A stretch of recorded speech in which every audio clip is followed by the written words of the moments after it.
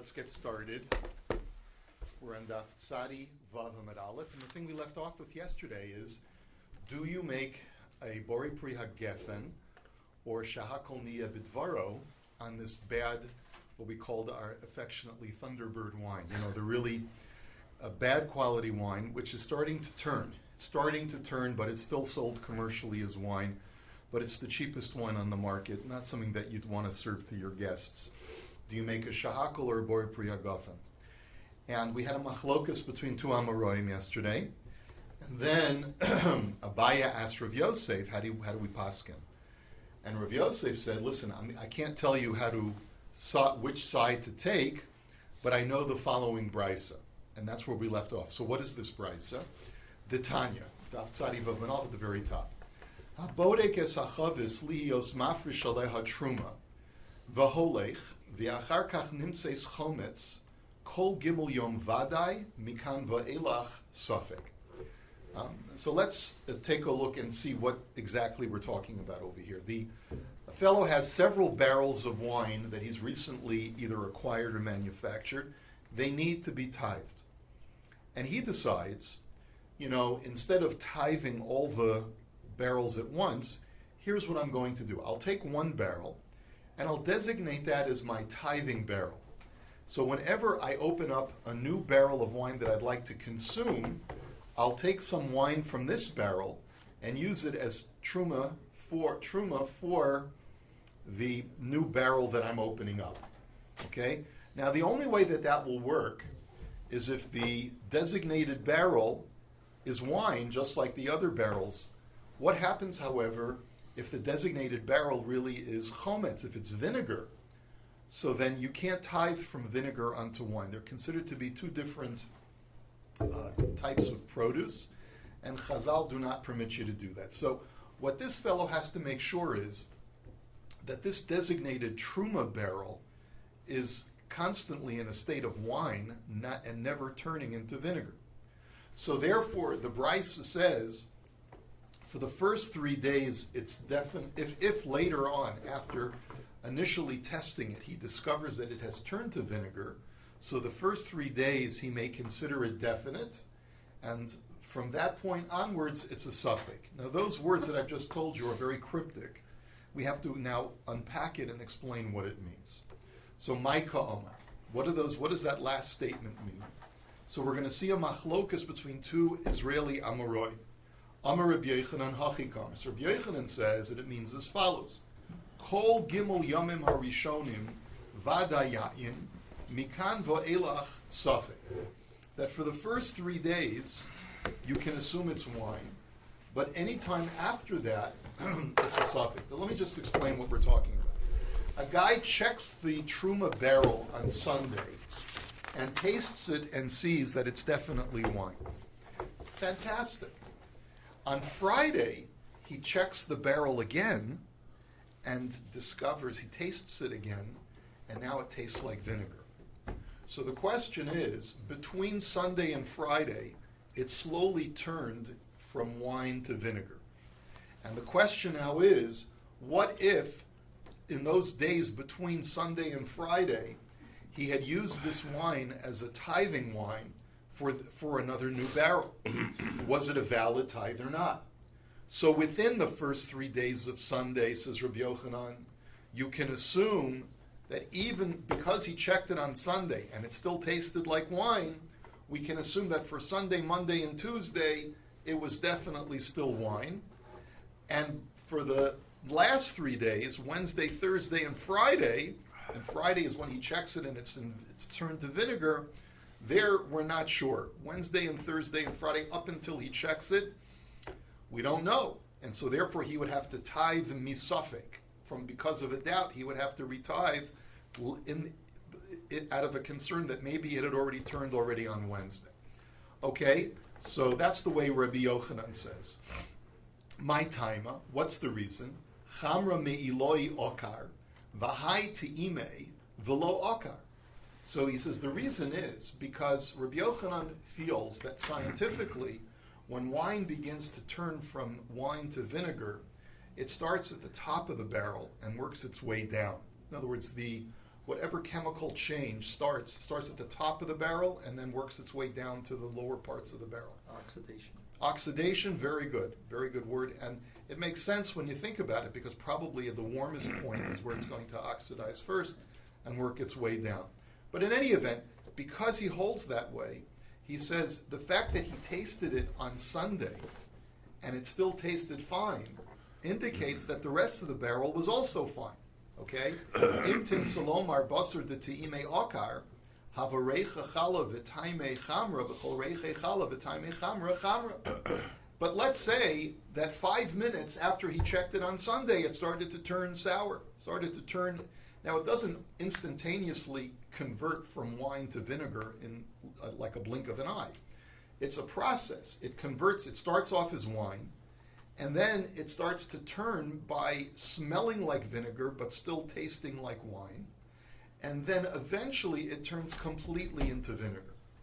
So Rabbi Yochanan is of the opinion that even if 5 minutes after he tasted the wine on Sunday, it started to smell like vinegar, it started to turn, that is still called wine. And therefore, as long as he tithed it on Sunday, Monday, or Tuesday, even if it had started to turn by smelling like vinegar, but as long as it still tasted like wine, it's still considered wine for tithing purposes, and therefore you don't have to have any concerns that the tithe was not good. What you see from Rabbi Yochanan, therefore, this is really what Rav Yosef is surmising from Rabbi Yochanan's opinion, is that if something smells like vinegar but tastes like wine, it still has a din of wine. And therefore, just like it's good for tithing, the bracha would be bori pri hagafen. Okay? But now we see his disputant, Rabbi Yoshua ben Levi. What does he say? Amar, he learns the brisa differently. Amar kol gimel yomim ha'achronim vaday chometz. Mikanu lahalon safek. He learns just the opposite. He says that when the brisa says the 3 days, we're referring to Wednesday, Thursday, and Friday. Wednesday, Thursday, and Friday. If you discover on Friday that it's vinegar, then for sure on Friday, Thursday, and Wednesday, going back, it was also vinegar on those days as well. And therefore, for sure, you would have to retithe, right? But going back further than 3 days, from the time that you discovered it was vinegar, backwards, meaning Tuesday, Monday, and Sunday, there it's a suffix whether it had turned to vinegar by then or not, and therefore you'd only have to retithe it misafek, not because of definitely knowing. My time, and what is his reasoning? He says, Chamra mitasoi okar, ve'emar okar v'lavadaite. Well, for one thing, is that even on Sunday, when he tasted it and it tasted fine, that could be because according to Rabbi Shua ben Levi, when wine starts to turn, it turns from the bottom. It starts to oxidize from the bottom of the barrel, not from the top of the barrel. So even when he tasted it and he took it some from the top of the barrel, maybe he didn't detect that it was already starting to turn at that moment. And even if and Rabbi Shua ben Levi argues like this, and even if chemically speaking, it does turn from the top, and therefore you want to argue that he tasted it and it had not yet turned, Dilma Basra de Teime Okar. But maybe immediately after he tasted it, it started to turn. So Havareche Chala V'Taime Chamra, Vareche Chala V'Taime Chamra Chala. And Rabbi Yeshua ben Levi says, but that's still going to be a problem, because anything that starts to turn, even though it still tastes like wine, as long as it smells like vinegar, has a din of vinegar.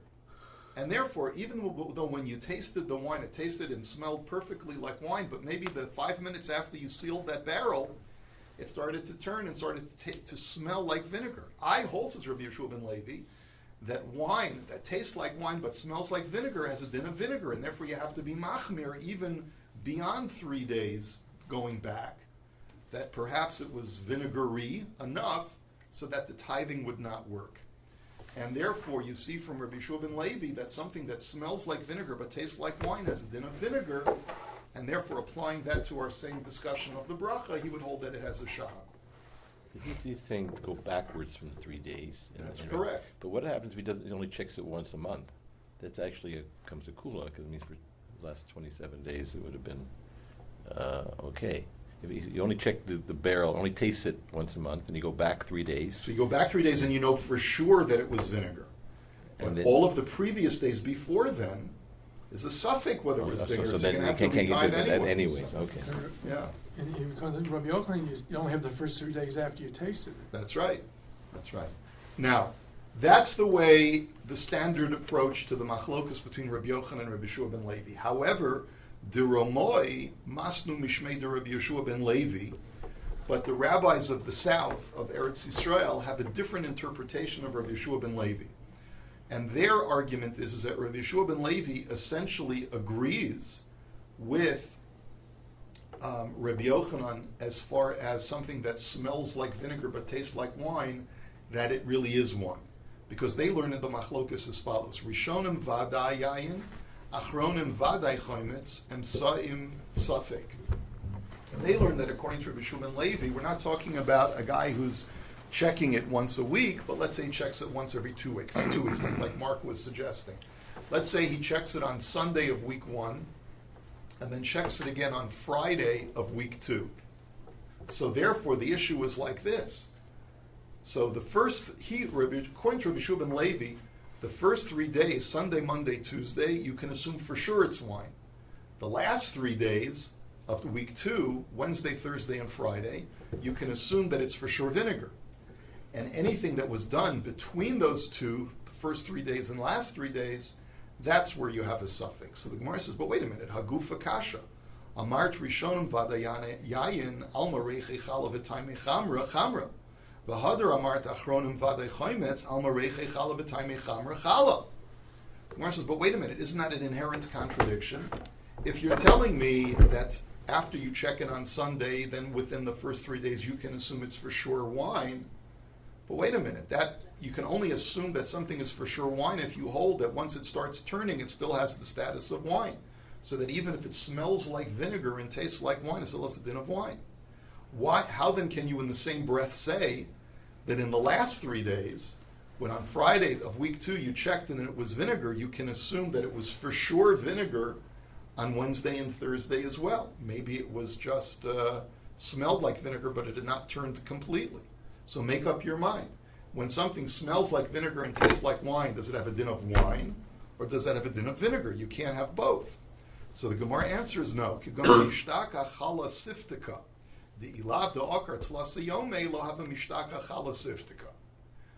says what we're talking about is the following case, and this is what Rabbi Yeshua ben Levi will say the Bryce is talking about. You checked it on Sunday of week 1, it was perfectly good wine. And you checked it on Friday of week 2, and not only was it vinegar, but it was pungent, potent vinegar. It was super vinegar. And something that is so pungent as vinegar could not possibly have become that pungent and strong unless 3 days before it had already turned to regular vinegar.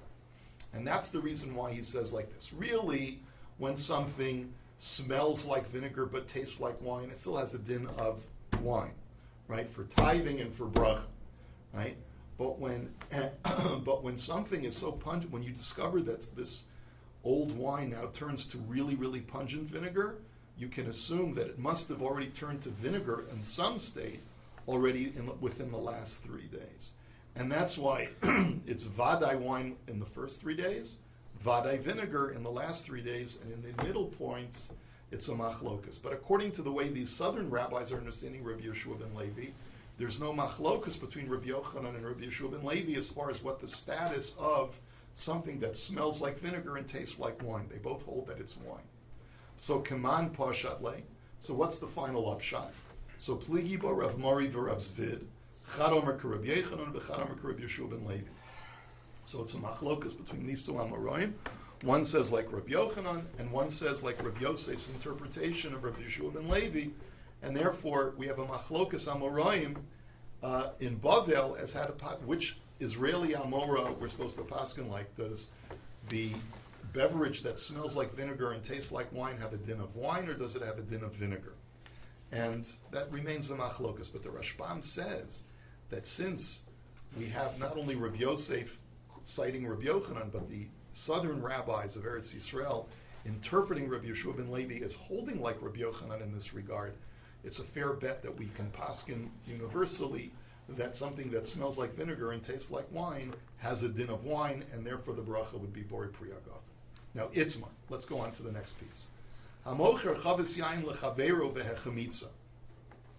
Reuven sells a barrel of wine to Shimon, including the barrel. In other words, there's two ways of buying wine. You can either bring your own barrel, or you can buy a barrel together with the wine from the merchant. And that's the case that we're talking about, where Shimon purchases a barrel filled with wine, takes it home, and like the Rashbam speaks out, at some point before the purchase, we're not sure how many days, but at some point before the purchase, Shimon tasted the wine and it was fine.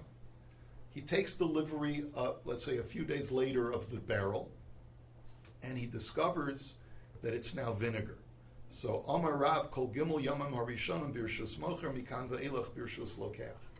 So Rav says that if it's within the first 3 days of Shimon's taking of delivery of the barrel that he discovers it's vinegar, he's entitled to a refund, because basically if it turned within the first 3 days, that's an indication that when the delivery was made, it was already faulty wine. There was some defect within the wine to begin with.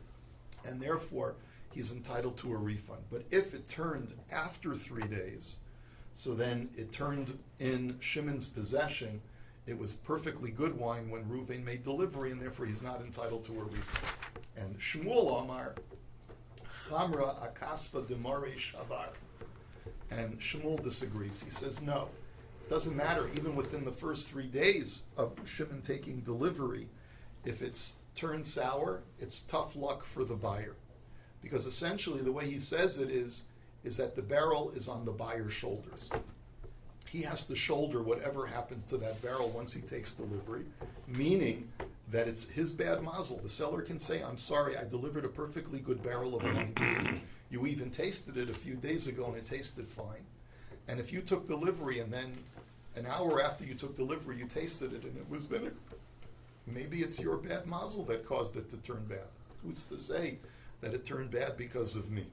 So Avid Rav Yosef Uvda Kavase de Rav B'Shichra V'Kavase de Shmuel B'Chamra V'Ilchasa Kavase de Shmuel.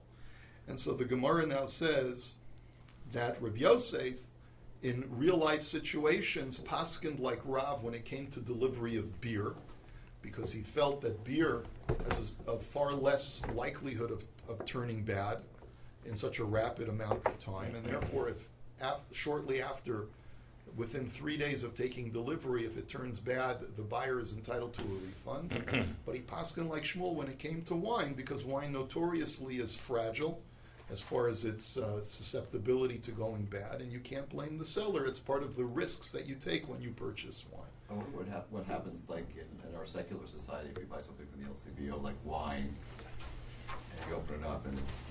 Take it back. You can take it back. They'll take it back. So But if you bring it back to them at like an old bottle, a couple of years old, they're not going to take that back. that's a question. Right. I wonder when their cutoff is. Yeah, I don't know what their cutoff is. That's a good question. But you see from the Gemara that, in other words, if you open it within a reasonable amount of time immediately after the purchase, so then that's an indication that at the moment of purchase it was bad. But if even a short amount of time goes by, according to Shmuel, then the seller can say maybe it started to go bad only after you took delivery of it. Okay. Good red wine you're supposed to let sit for at least 4 years before you open the bottle.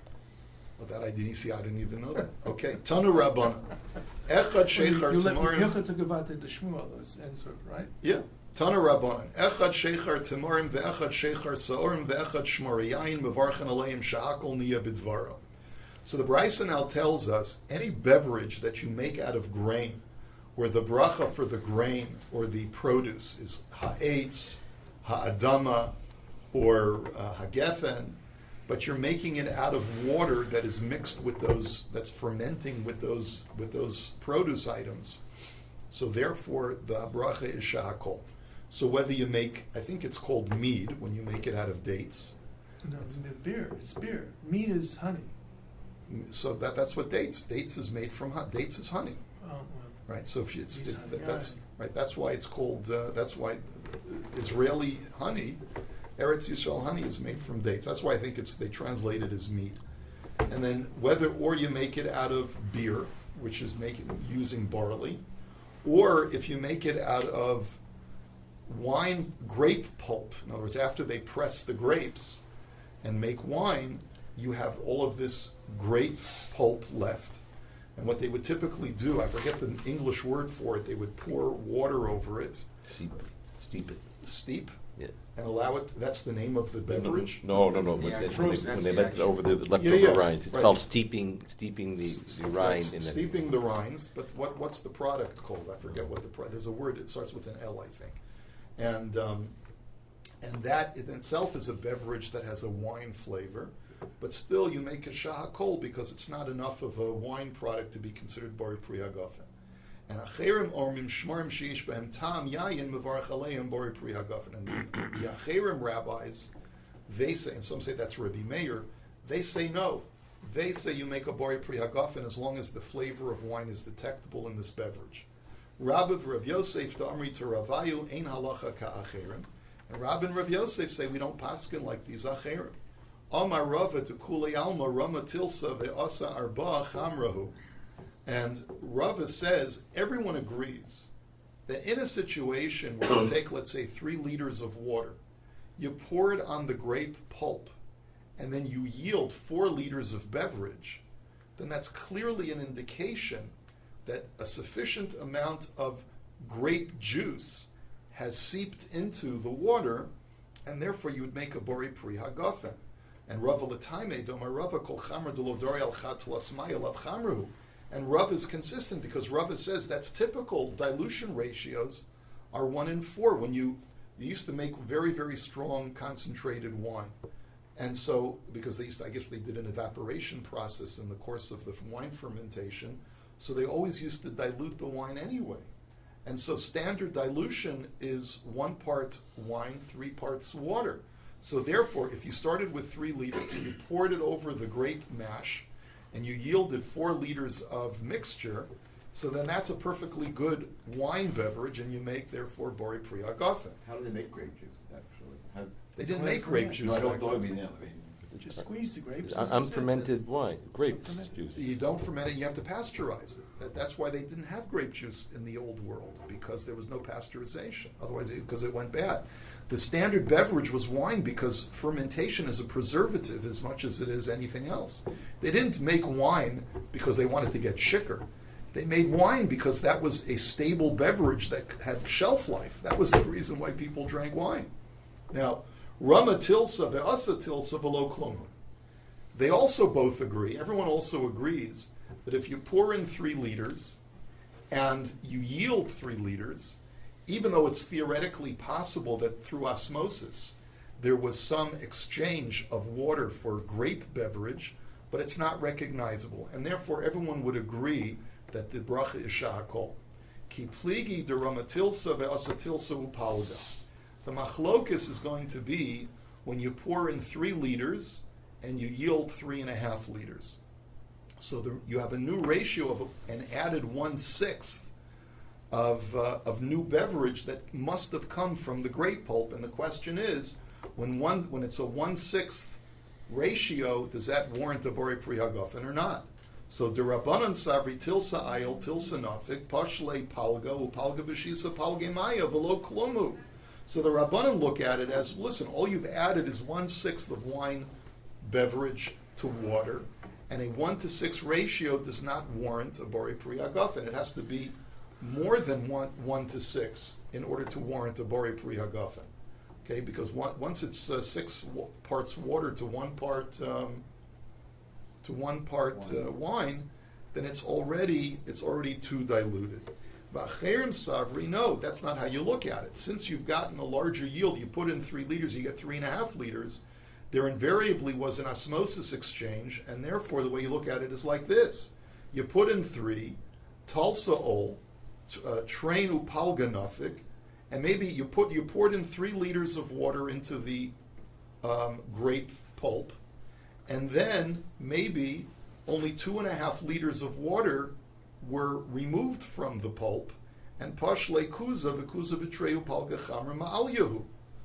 And therefore, how do you account for the extra liter? That could be a grape beverage. So maybe it's 1 part grape beverage, 2.5 parts water.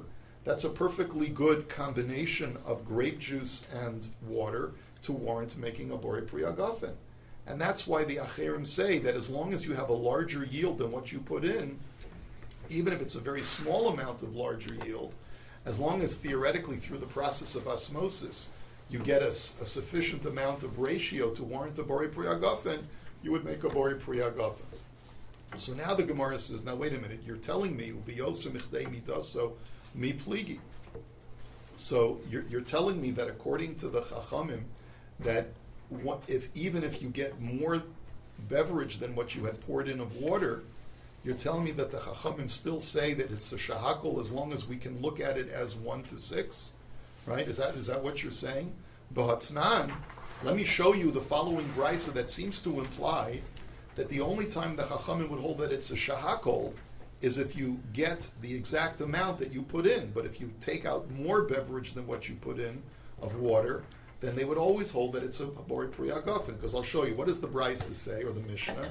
It says, hametamed, if a person's making temed, which is this wine beverage that you get by pouring water over grape pulp, v'nasan mayim b'mida, umatza kedei midaso pater, that if you pour in X amount of water, and your yield is that very same amount, so then this beverage does not have to be tithed, because it's not considered to be a produce item, because there's not sufficient amounts of grape in it. But Rabbi Yehuda Machai, Rabbi Yehuda says no, through osmosis, invariably there is grape product, and therefore it warrants tithing it, and therefore presumably the bracha would be different as well. So you see, what does the Gemara say? What can we infer from this Mishnah? Ad kan lo pligi ela bichdei midasa, aval biyosem bichdei midasa lo pligi. It sounds like the Chachamim are only prepared to say that it's not subject to truma and it's a sha'akol only because you got back the exact same amount that you put in. But it's mashma by inference that if you got more than what you put in, then it would have a din of grape beverage. It's subject to tithing, and it would be a borei pri hagafen. So how can you tell me that the Chachamim hold that in the case where you put in 3 and you got 3.5 liters, that they would still hold that it's only a shahakol? So the Gemara answers no. Hu hadin da afilu biyoser michdei midaso pligi, v'hai de kamifligi bichdei midaso lo diacha kocho de Rabbi Yehuda. So the Gemara says in reality, the Chachamim hold that even if your yield is greater, like we had just said in their name, that if you put in 3 liters, you get 3.5 liters, that too they would hold is not really a wine beverage. It's still only a shahakol, and it's not subject to tithing.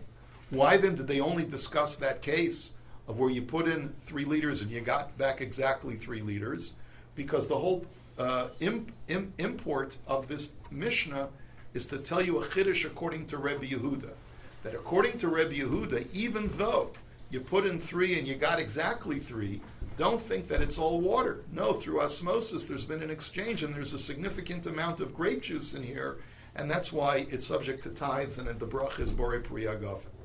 Now the Rashbam is a little bit disturbed by this whole discussion, because normally we say that when you want to tell me a chiddush, koach dehetera adif, you normally want to tell me a chiddush according to the mekil, according to the more lenient position, not according to the more machmir position. And here we're saying just the opposite.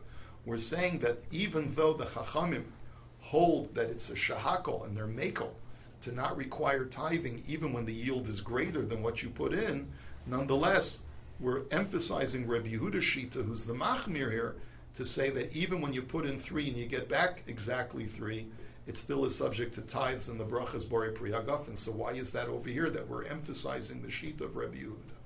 So the Rashbam answers, because Rabbi Yehuda is the bigger chiddush. It's much more of a novelty to say that even when you put in 3 and you get back exactly 3, there's been some kind of osmosis that's not noticeable, and that it's subject to tithes and the brachas borei pri hagafen. So even though normally we say koach dehetera adif, but when it's a much bigger chiddush to accentuate the shita of the machmir, sometimes we'll do that as well. And we'll hold it here for today. Wish you a good Erev Shabbos.